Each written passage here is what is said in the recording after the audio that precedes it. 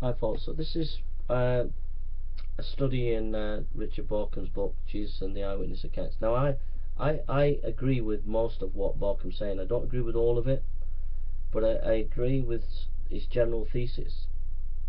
But what I just want to do now is I want to play devil's advocate, and I want to play the role of someone coming and taking on Bauckham and critiquing him. And one of the areas that we can critique him now is when he's trying to prove his point that we should take the Gospels as serious eyewitness material, because the living voice of investigating eyewitnesses that ancient Greek historians did is the same as, say, Papias, which shows a uniformity of looking at eyewitness material from the Greeks right through to the right end of the Gospels up to Papias.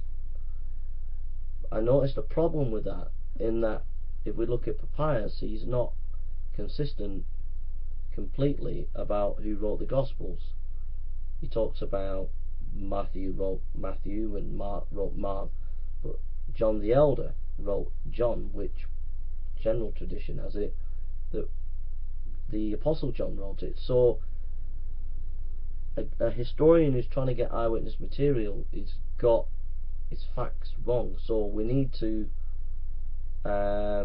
think about that just for a second. So we're going to think about the Gospel of John. Although there are several earlier documents both within the Orthodox stream and within Gnosticism that allude to the false gospel or quote it, see the discussion below. The first writer to quote unambiguously from the fourth gospel and to ascribe the work of John is Theophilus of Antioch, AD 181. Before this date, however, several writers, including Tatian, a student of Justin Martyr, Claudius Apollinarius, bishop of Hierapolis, Athenagoras, unambiguously quotes from the fourth gospel as from an authoritative source. This pushes us back to Polycarp and Papias, information about whom derives primarily from Irenaeus, end of the 2nd century, and Eusebius, the historian of the early church. 4th century, Polycarp was martyred in 156 at the age of 86. There is no reason, therefore, to deny the truth of the claim that he associated with the apostles in Asia, John, Andrew, and Philip, and was entrusted with the oversight of the church in Smyrna by those who were eyewitnesses and ministers of the Lord. Irenaeus knew Polycarp personally, but it's Polycarp who mediates to us the most important information about the false gospel. Writing to Florinus, Irenaeus recalls, I remember the events of those days most clearly than those who have happened recently, for what we learn as children grows up with the soul and becomes united to it. So I can speak even of the place in which the blessed Polycarp sat and disputed, how he came in and went out, the character of his life, the appearance of his body, the discourse which he made to the people, how he reported his converse with John and with the others who had seen the Lord, how he remembered their words, and what were the things concerning the Lord which he had heard from them, including his miracles and teachings, and how Polycarp had received them from the eyewitnesses of the word of the Lord, and reported all things in agreement with the Scriptures. Most scholars recognize that this John, certainly in reference to John the Apostle, the son of Zebedee, is, for Irenaeus is concerned, none other than John, whom he emphatically insists is the fourth evangelist.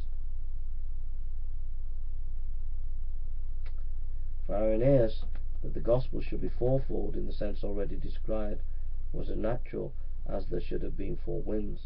As for the four gospels, he wrote, John, the disciple of the Lord, who leaned back on his breast, published the gospel while he was resident at Ephesus in Asia. In other words, the name of the fourth evangelist is John, and is to be identified with the beloved disciple of John, 13:23.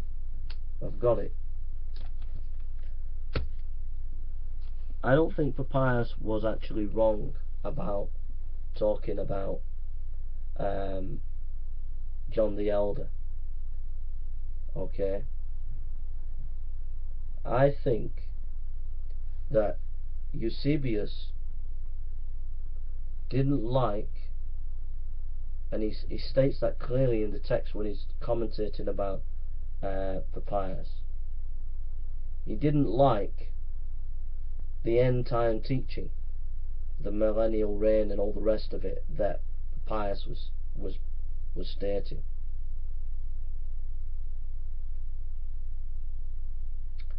And so therefore I think he's trying to muddy the waters, and he's trying to put an emphasis on Papias was actually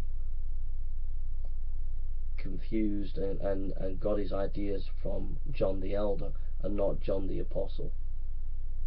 So I think that's why the confusion is there on that score. So in other words, Baukham's theory is intact. Yes, people can get things wrong. Historians can get things wrong. They can get facts wrong. But if they're trying to be honest, they do get us. If we get to that eyewitness material, it does give us access to something unique in that event.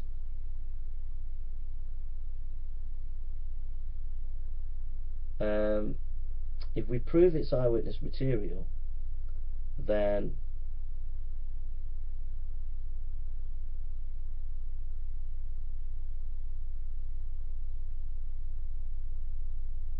what that means is that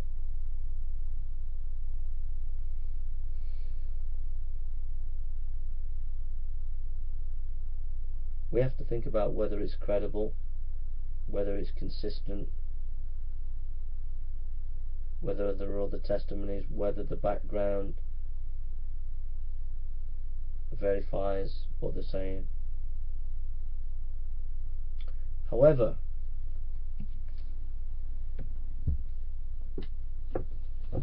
I think presuppositions do play a part. Because if someone came to me and said, I've just investigated testimonies of people seeing UFOs in the 1950s,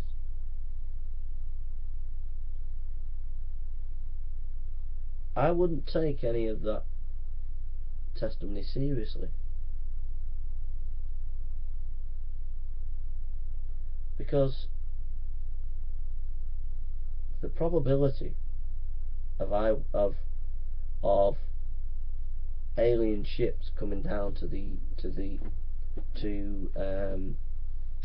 UK, not to the UK, but to the Earth, the probability of that is not even 1 out of 100.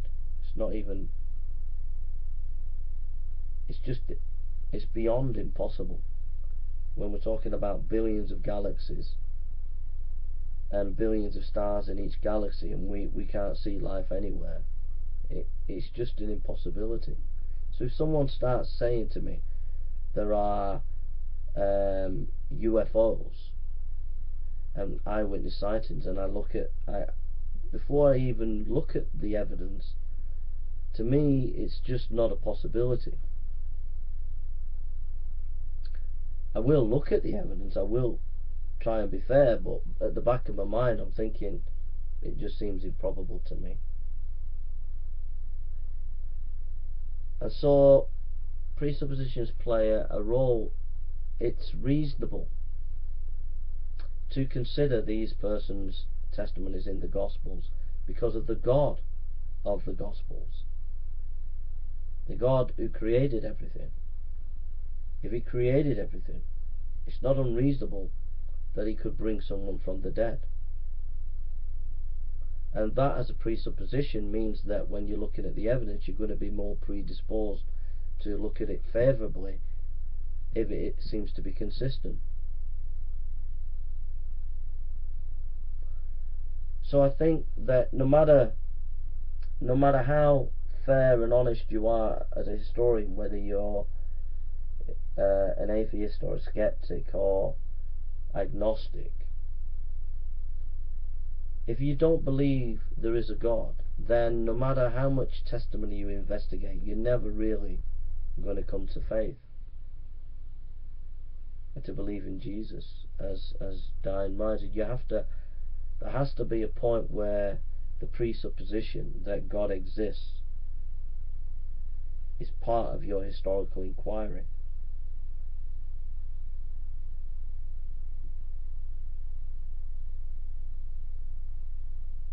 Because at the end of the day, if you don't believe there's a God, even if you got all the dots tilted and you say, well, Jesus, it was seen by these disciples, etc., and you've got that, then that still leaves you there. It doesn't move you into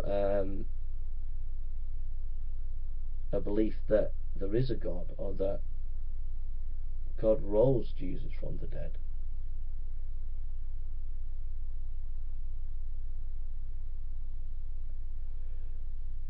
I mean, you can, excuse me, you can put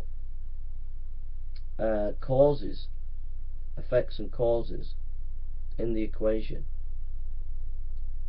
How come the gospel, Jesus' resurrection, changed the Apostle Paul? How come the enemies of Jesus didn't provide the body to put out the Christian faith? You can provide all these cause and effects, and it gives you a strong probability that Christ rose from the dead. But ultimately, if you don't believe there's a God, you won't grant that evidence as being significant to the proving of Jesus' ministry.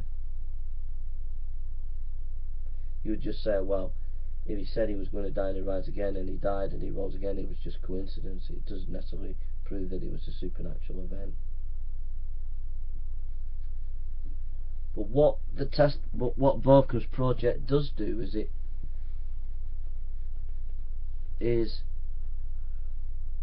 it puts it more on the table that these things did happen, that the disciples did see these miracles, they did see Jesus rise from the dead. But what we make of it as moderns, as skeptics, I mean, I'm not a skeptic, but if you are a skeptic, then that's a different matter. But it means that we're getting closer to the historical event. So I think what it means is, when we're defending the resurrection of Christ or the life of Christ, that we have to challenge the skeptic not only on the objective historical information, and when I say objective, that means that we do come at it with a bias. So we have to challenge people's bias and ask them why they are coming to the material in a fair, objective way.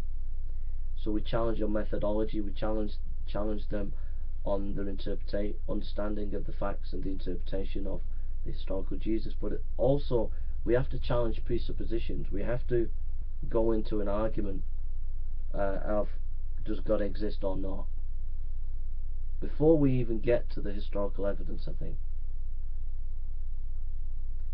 that's my reflection so far on Bauckham. It's a very powerful tool. It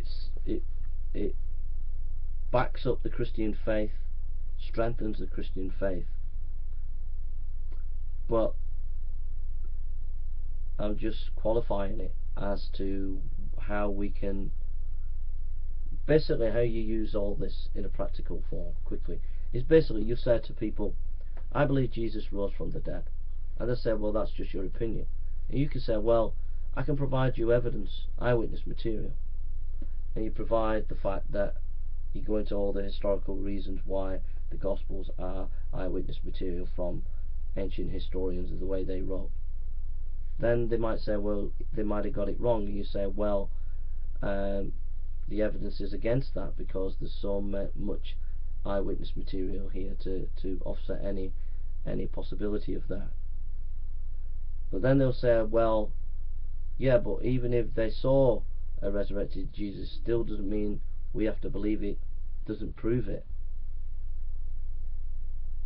And then you can say, well, do you believe there's a God? And say no, and you give some arguments for that, and you say, well, this God created us in his image, and he rose, and it says that he was going to raise Christ, and he's risen Christ.